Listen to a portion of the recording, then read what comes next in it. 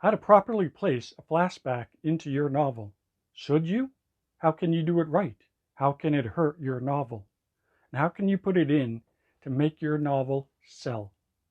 We're going to be dealing with those questions and more, and we're starting right now. Before we address the question of when should you put a flashback into your novel, we first have to ask ourselves, what is a flashback? A flashback is when you stop the story that you're telling. It's like a train going down a track and you're bringing it to a stop. And you start talking about something that has happened in the past. It might involve the protagonist. It might involve the land or the characters that it that in, that are involved in your story that has happened in the past.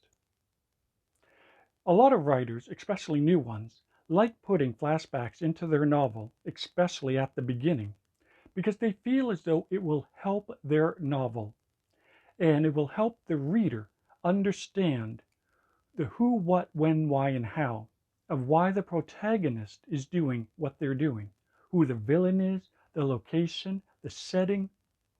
They feel as though this flashback that can last for a paragraph, a couple of pages, it could last a chapter, or it could last 25 to 50 pages. They feel as though this is necessary to help tell the story, so when you're reading, you will understand who the character is, what they're doing, why they're doing it, who the villain is. This does sound like a good idea.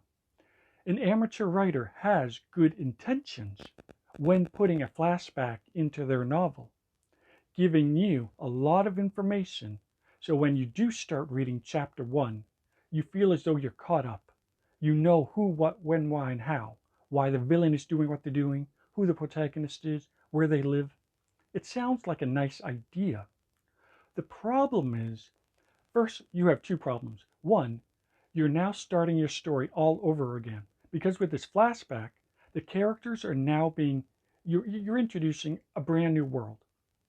You get the reader interested in what's happening, only to then stop that story, and now you're starting your real story, your main story on page 50. Basically, it's like a train. You start slow, you get fast, but then all of a sudden you're stopping. And now you're asking the reader to get on board another train, similar to the first one, but now it's a brand new story where you have to introduce the actual main protagonist, the actual main villain, the actual main co-stars in the novel. You've introduced a whole bunch of people in your flashback, but now you're starting all over again. You're asking the reader to basically start. Most readers don't like this idea because nobody wants to read a story and then in page 50 you're starting all over again. It's like watching a movie in which at the half hour point, now you're introduced to a brand new bunch of characters in which you don't know who these people are, but now you have to watch a brand new movie from the start. So when you're writing a novel, you don't want to introduce a flashback and then start all over again. A big problem, the second problem, is flashbacks tend not to have any emotional investment because we as readers connect with one person. We don't connect with a flashback telling us the history of the land, the history of what happened here and there to these people. That's like reading a newspaper. When you read a newspaper, you do not connect with it emotionally. You read the events and then you close the newspaper and you walk away. Because in a newspaper, there is no one person who we connect with emotionally. We're being told what happened, but we don't connect. And in your flashback, chances are it's not going to connect with anyone. It's just a lot of information being told quickly about something that has happened in the past. And no matter how much information you give about the past, people cannot feel an emotional connection because you don't fear for the protagonist. You're not worrying what's going to happen to this protagonist. Because if you're talking about the protagonist in the past when they were a child, well, clearly they're going to be fine because nothing bad's going to happen to them, because the whole story is about them being an adult. Because when you read a story, you fear for the character. You want to make sure they're safe. What's going to happen next? When you read a flashback, that fear of, will this protagonist be safe? Of course they are. They're in the main story. So if you give a flashback to them as a child, you know they're going to be fine, because as an adult, that's what the entire book is based off of. So you've taken that element out of the story. The fear that compels us to want us to turn the page, it's not there. Flashbacks have a ton of information. Maybe some characters talking, but there's a lot of telling and not showing. And as a writer, you know that the great novels are the ones that show and don't tell. We have to see a character doing something bad to know they're bad. We have to see a character doing something good for us to know they're good. But flashbacks are a lot of telling. We're told, as readers, we're told this is the good guy and this is the bad guy. But we cannot care for a character being good if we're simply told that they are. So in a flashback, you don't want to be filling it with a lot of information being told. We as readers want to see someone being good or bad for us to make the decision for ourselves. Is this person good? Is this person bad? We have to see it happening in order for us to make up our own minds. And this is one of the biggest problems with flashbacks. They end up being a lot of telling without any showing.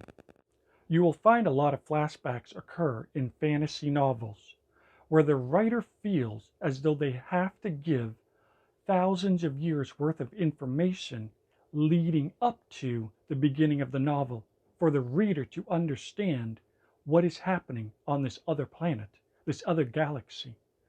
This does sound like a good idea, but the problem is that it doesn't hook the reader emotionally into actually wanting to read the novel when you're just given information like you would in a newspaper.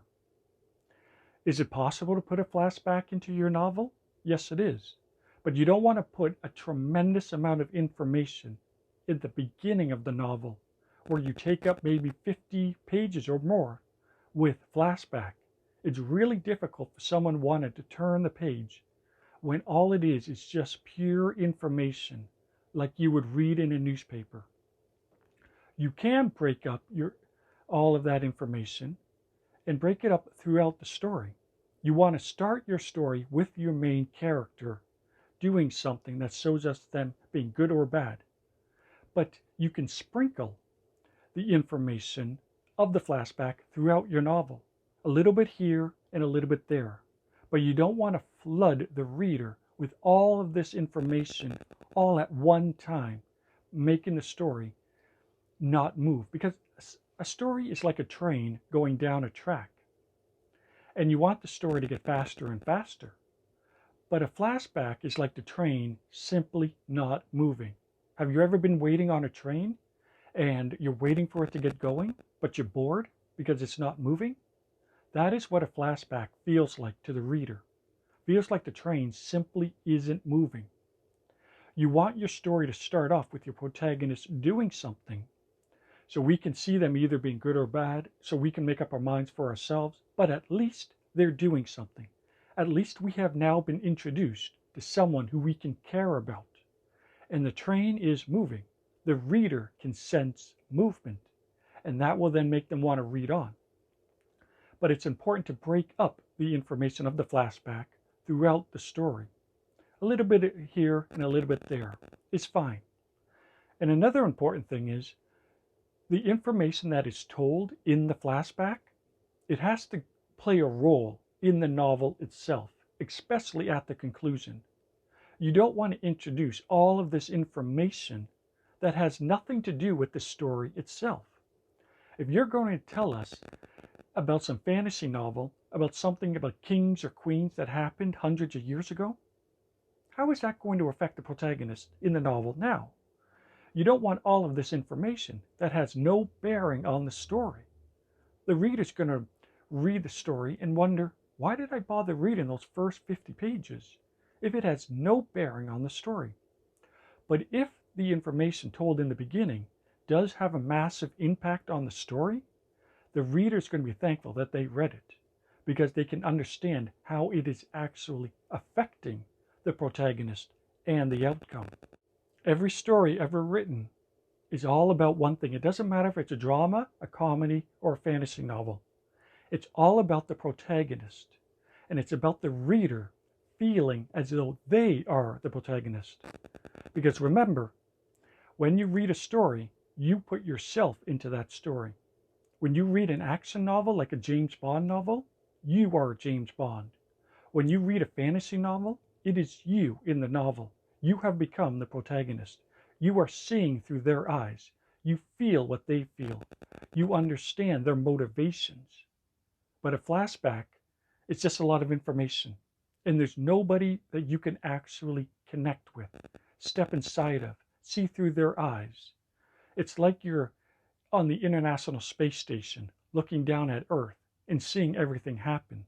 Yes, you are seeing what's happening, but you don't connect. And this is what a flashback is like. It's like being on the International Space Station and watching Earth from a distance. But when you actually start writing your novel about the protagonist, all of a sudden the reader feels as though they are inside the mind of the protagonist. Now they have a reason to want to turn the page.